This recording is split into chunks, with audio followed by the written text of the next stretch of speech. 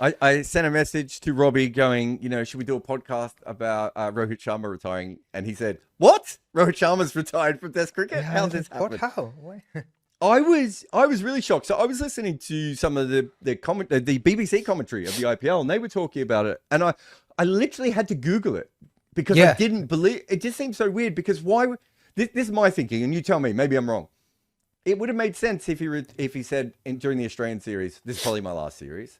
It would have made sense at the end of the Australian series if he said, "This is the last series." But now it's like he's been thinking about it for months and he's come up with it. It just seems like a really strange time for me to finally make that decision. And I know the end comes when the end comes. Like you and I both know that. But Yeah. that's why it caught me by surprise. Well, I see. It's he probably considered all things and probably didn't want to make a decision when emotions were running high in Australia because it was pretty speculative at that point in time what would happen. People were calling for his slot, and then the team wasn't doing that well. And then when there was too much happening at that point in time. So you wouldn't want to make a decision on your career when emotions are running high. You want to wait. True. You want to think, consider. Look at all things, see how if there are guys to take over, because I think barring his last year, he was incredible, wasn't he? I think we spoke about it, and I think his last year actually had a massive hit on his numbers, Yeah. so to speak. So He from that also he perspective, played. You know how it is. He. I think he never played more than 11 Test matches in any other year, and the one year he plays 14 Test matches is when he's in his worst form.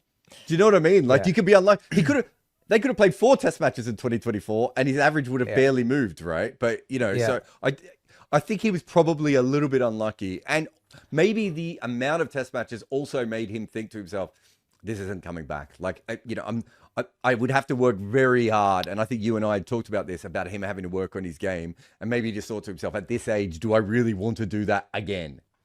Yeah, he would have considered all things for sure, and he would have considered, the team as well, and the youngsters coming through the ranks as well. The next, the next cycle as well, and he would have considered all things, knowing him as a leader and observing him as a leader. He would have considered all things before making that call.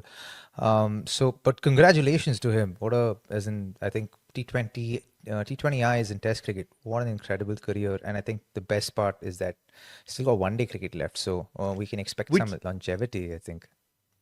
Also, that's probably his best format, right? Like, it's really interesting that most people are kind of retiring for T20s or for tests. And he's just like, no, I'm very good at ODI cricket. Because he could have just retired from all international cricket now, which, again, probably would have surprised me a little bit less. I would have been like, that makes sense. Like, he's ready to go from international cricket. And he's like, no, I've got a couple of more double hundreds in me, guys.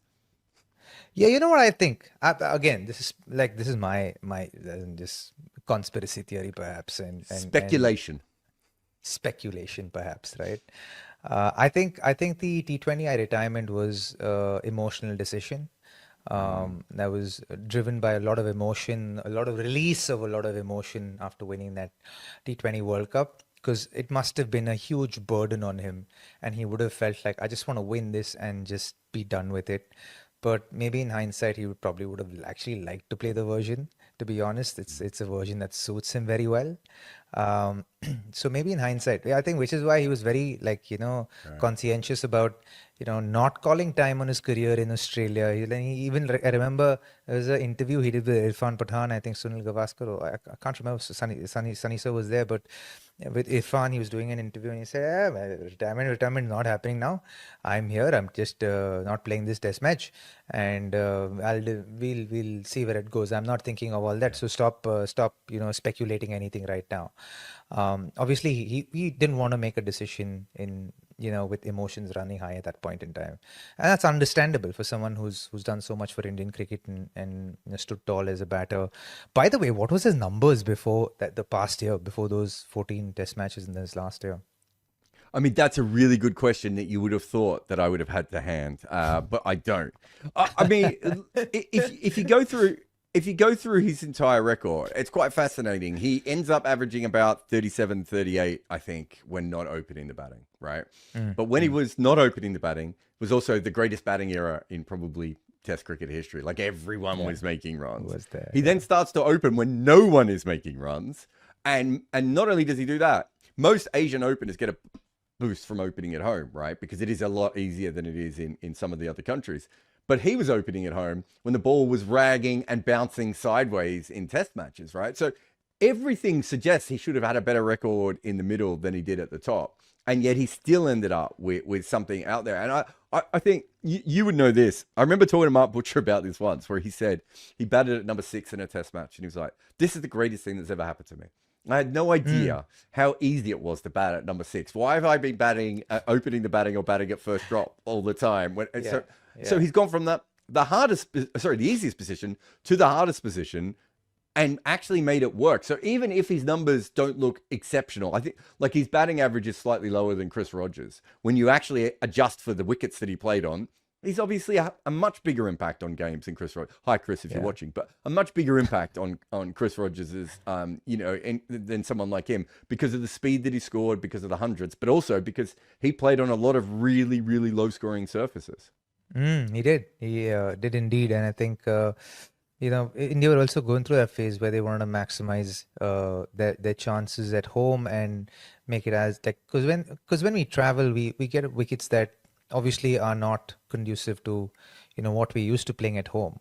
So why shouldn't we prepare wickets that actually turn and help us? But the fact that we play so much cricket, Jared, we don't have time to prep for test matches, which is a sad thing, to be honest, especially when you're playing at home, because 2 weeks of practice against spin bowling and when it's ragging can really make you adept with how to navigate through that. And almost all the time over the last, say, 8 years or 10 years, we've had very little time for preparation for any of these tournaments because we're playing cricket through the year. And some of these boys, the all-format boys, play cricket through the year. So they want to be able to rest their mind, rest their body, and give it the time to recover as well. And so, they never really had time, which I think is kind of impacted India's performances at home as well, So, to his credit, incredible career in Test cricket and in T20I cricket.